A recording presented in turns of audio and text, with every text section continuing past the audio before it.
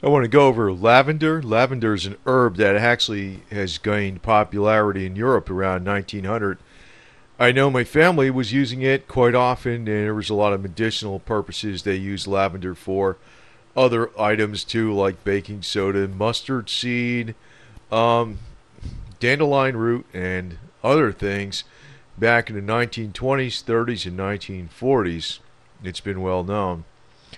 But this actually is a picture of an island. I just want to put something a little bit different in here. That it's a picture of an island that was. It's actually known as Lavender Island. It's off the. It's part of Croatia. It's in the Adriatic Sea, which is between Croatia and Italy. It's an island off of Croatia and has. There's a lot of lavender that grows there. Probably before I get into lavender, I'm going to preface this a little bit with this island of Hvar. It's been known for, going back into centuries for olive groves, fruit orchards, and lavender fields, and also the production of vineyards, the wine production, all the way up until the time, I guess, the wooden sailing ships, came out of favor, and also it's covered with pine forest.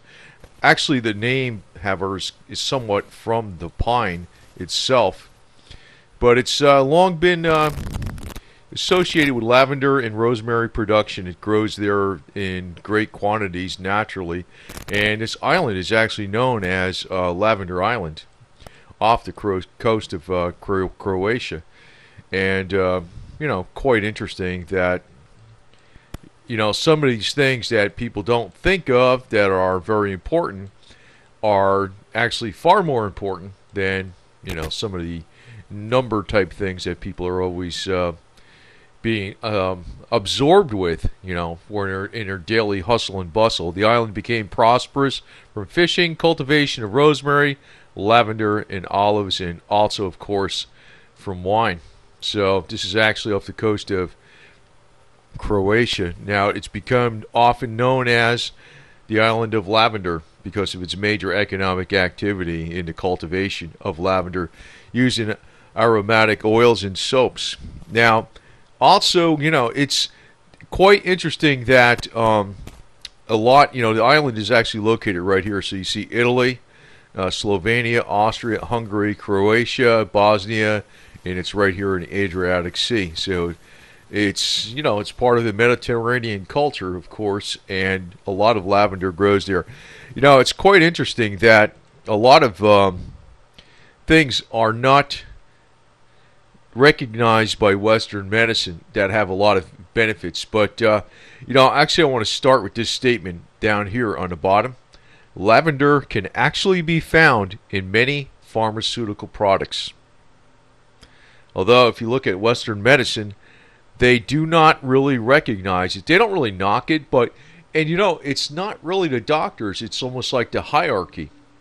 There's a revenue stream they look for, and anything that can be grown as a plant by anybody is not something they want to put forth as having too many benefits because they cannot control the product. That's really what they cannot control. They cannot control the product. That's really what it comes down to. And aromatherapy actually is a lot to do with stress management. They don't recognize it too much in the United States, but Japanese studies do state that it works. The thing is, most people will recognize that it works. And one key thing where you could observe it works, because it's not a placebo effect, because, the Western medicine might say it's a placebo effect. Why did you feel better? Because, you thought you were going to feel better because we put lavender there and you could smell it, and you think you feel better, you think you have less stress.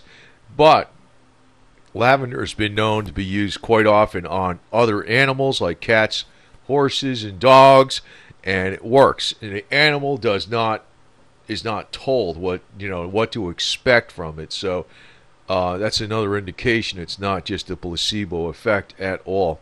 That's always a key alternative way to cross-check something.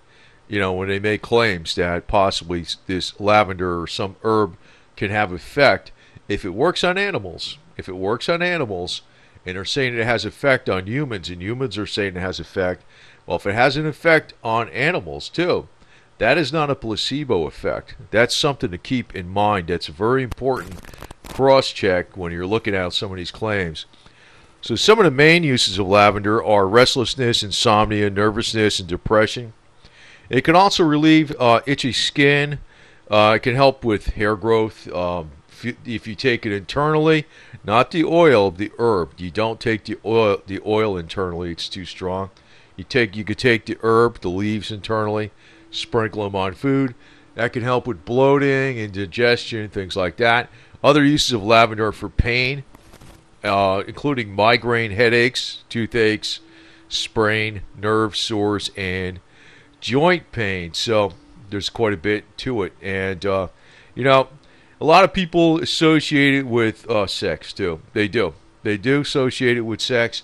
And it's part of the relaxation that probably lavender brings about. So, actually, if you're going to sell a product, if you're a lavender salesperson, to associate it with, anything to do with sex actually would probably make it sell a great deal. But because it is relaxation and healing, and in other words, taking out stress, but without getting, high in a certain way or anything like that. But, the thing is, it works as a medicine too, and it actually has a number of uses. I do know that family actually has used this product for, I don't know, it's actually it was my grandmother used to know a lot of these things from, the medicinal herbs. It was a whole thing that basically nobody ever used a doctor. And I can actually tell you a story from my great-grandfather, not really related to lavender, but about the doctors. He actually had a stroke, I think, when he was in his early 50s, and they called the doctor to him. And I guess he wasn't taking too much lavender because he was fairly stressed out that a doctor was going to come and look at him. And he actually pulled out a shotgun and fired it at the doctor when he was coming up the driveway. And the doctor, basically dropped everything and ran the other direction. And my great-grandfather lived to be in his early 90s. So he lived another 40 years after this stroke. So, just an interesting story sometimes, because there's actually a financial incentive not to, have people use these plant-based medicines. But, it's almost like there's an old adage, too. When you're looking at plant-based medicines, it used to be said, like when they're more popular back at the turn of the century, and I'm talking 100 years ago, turn of the century, from 1899 to 1900, basically they used to say that with the conventional doctors, the medicine, you'll basically die of the medicine. But what they said with the naturopaths, that he would basically die of the disease because the medicines aren't strong enough for, But the way I look at it is, in other words, the flowers and the herbs may not be strong enough. But the way I look at it is probably a little bit of each would be the best thing. A little bit of each. In other words, combine lavender with some pain management, or if you feel stressed, it's a lot better than taking some of the pharmaceuticals. Maybe you want to try it. And it actually has a number of uses out there, actually for skin, itching. Also, it even helps the skin, supposedly. It supposedly helps the skin, but it's more with pain management, anxiety, depression, migraine, headaches, a feeling of bloating, indigestion, that type of thing. But it's a simple plant, and, simple plants are simple. They're not expensive, and they do no harm. So that's one of the most important things. Do no harm.